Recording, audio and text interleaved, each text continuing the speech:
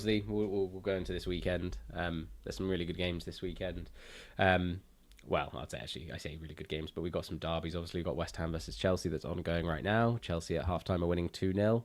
Yeah. I'm just looking through them now. The other good games, none of them are like jumping at me, and so obviously we'll want to see.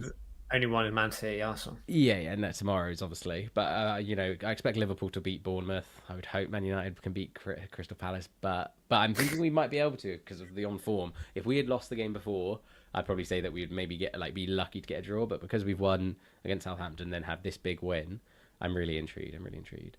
Palace look alright though. To be fair, Yeah, they're just a deadly least squad when it comes to us. Is it at home? If it's at home, we might. No, I think it's No, it's away. Actually, we're all right. Weirdly enough, I think I was looking at the stats the other day. Man United have this like weird thing that they're actually really good at away if it's not a big team. It's just a weird stat. But yeah, tomorrow both games are actually really interesting. We've got Man City and Arsenal, which we'll explore more because that is going to be a decider of like how this season will sort of run going forward. And then actually the Brighton and Nottingham Forest one, they're both unbeaten, and so it's going to be they're like fourth and fifth, aren't they? Which is ridiculous, But that's going to be quite interesting. Who would you put your money on against Nottingham Forest and Brighton? Well, considering Forest beat us last week, the following week, I'd probably should say not Forest, but I think Brighton. You would say Brighton have the better squad. They're the better team, so I'd go with Brighton. But obviously Forest have got some good players: Hudson-Odoi, Alanga, Awani or Wai. Well, don't know how to pronounce it. So yeah, I'll probably go Brighton. I just like Matoma, João Pedro. Hopefully, if he plays. So yeah, I think they've got a better scoring squad. They are better at like actually converting goals. But Nottingham Forest seemingly are quite good at not conceding them in some sense from like what we're seeing so far. But yeah, they're 7th and 8th. I thought they were higher up to us, so I just thought I'd quickly look it up. It's probably because of the game today. Yeah, it's all very marginal. No, what do you mean the games? Oh yeah, because obviously Chelsea. Oh yeah, Chelsea is second because they played. Chelsea would have jumped up, wouldn't they? Yeah. But yeah, and then obviously Arsenal versus Man City. Arsenal need to win it. If they win it, yeah, they need to put down like a marker. Like this is the game where they're like not even a marker, but they just need to like chip their way ahead because if they beat them, they'll take the lead, and that's all they And then you've got to just. But then it becomes the same thing, like not last season, but the season before, where it was like a constant chase, and then Arsenal got those 3 draws in a row near the end of the season, and it was just might as well. Because obviously they beat them last year early on, but then they drew in the later game. So again, it'll be a good game, though. It'll be a good game. It will be a good game. I just hope that it's not a snooze fest where they're just both like not wanting to lose. Nah, they're going to be riled up because their last game, obviously they've had the European football, but their last game in the Premier League was against Tottenham, which was a good game. Unlucky that Tottenham lost. Arsenal won. Happy days. Yeah, it was a very good weekend. But yeah, I think actually it's going to be this weekend is going to be interesting to see how the table like chalks up at the end of it. I think more than anything. Yeah, because this is the fourth week, fifth game. Yeah. This is the fifth game we're playing. Yeah. Yeah. So obviously, usually the kind of benchmark is like 10 games in. Once you're 10 games in, you can kind of get an idea of roughly where everyone's going to finish. But yeah, 5 games in, get an idea of who's going to be good, who's going to be not. Obviously, we were terrible after the international break, so hopefully we get a win.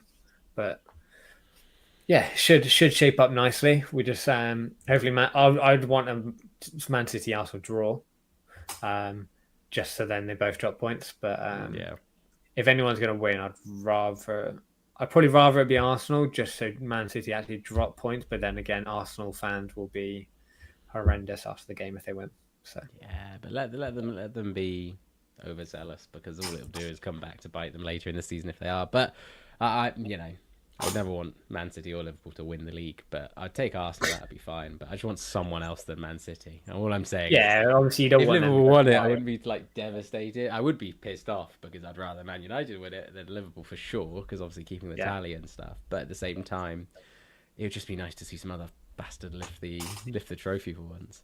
Yeah, before we'll just do one more thing that you sent me. We'll just review some sort of the money part of football, which we were discussing before we did this episode, which you shared a really interesting one about. Is it Trent? He's trying to buy League One. He's trying to buy that League One team. Do you want to talk about that for a bit?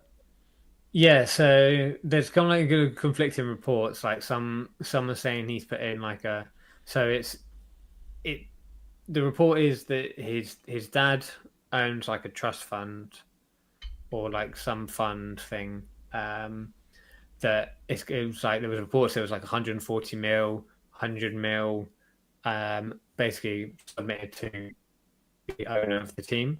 So I think it's FC Nantes or Nantes. So obviously that'd be cool for Trent. Obviously he's got investment in Alpine as well with F1. So he's obviously trying to like invest in sport. Yeah, he wants to be like his portfolio. Yeah, exactly. Yeah. So I'm not sure how like the rules go, whether like an active player can be an owner of a team. I don't know really how that works. He won't be an owner. Like he technically probably won't be the owner. But the trust will. Yeah, I guess it will be this fund that's the owner that his dad. What are the chances what if he plays that team though? What's the chances of that happening? Let's just say down the years in like that. There is a chance. Like obviously, obviously if they become better, they're not that good at the moment. But obviously if they get into the Champions League. And then they get drawn up. Then I think it's quite an easy ruling. Just don't let them play the game. That's it. Just don't let them play against them. Boom. There doesn't need to be a super load of like rules on. The teams can't even be in the same league. Like if they come up against each other, may it be in the early rounds or a final, he just cannot be on the pitch because he would obviously. I don't think he would let his team he owns win, although that would probably madly expand their value. Let's say it's a final. He wouldn't like let them because. I think for him, his team, playing Liverpool means a lot. It's interesting though. His loyalty to Liverpool.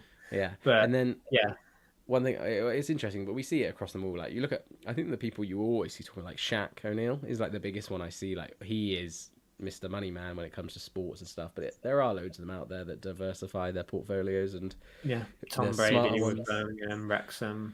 Yeah, that's it. That's very true. And the Alpine one. I think everyone in their dog owns a piece of Alpine. It's actually unbelievable. Like it's like they've got like a sport. They've got like a sports people like kind of group. Well, Ryan Reynolds owns a bit.